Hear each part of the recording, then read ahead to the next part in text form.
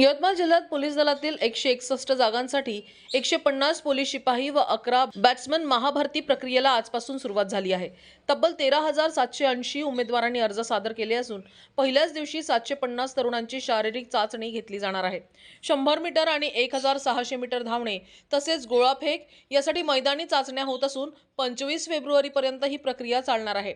भरती प्रक्रियेतील पारदर्शकतेसाठी सीसीटीव्ही कॅमेरे व RFID तंत्रज्ञानाचा वापर करण्यात येत असून 80 पोलीस अधिकारी व 400 हून अधिक पोलीस कर्मचारी तैनात करण्यात आले आहे। यवतमाळ जिल्ह्यामध्ये 150 पोलीस कॉन्स्टेबल आणि 11 पोलीस बॅट्समॅनसाठी भरती प्रक्रिया चालू झालेली आहे। ये 161 यांच्यासाठी टोटल 13,780 अशा उमेदवारांचा अर्ज आलेला आहे।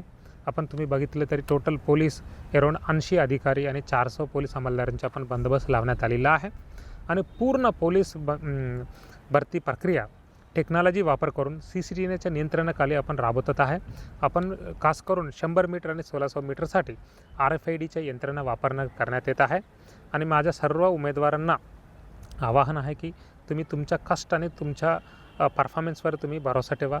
कोणी तुम्हाला अफवा फसवले की तुम्हाला आम्ही नोकरी करून देतो असं कोणी करू शकत नाही आहे, होणार पण नाही आहे आणि जसं जे अफवा फसवतात असं कोणी तुम्हाला चिटिंग करतात 100% मी त्यांच्यावर गुन्हा दाखल पण कारवाई करणार आहे।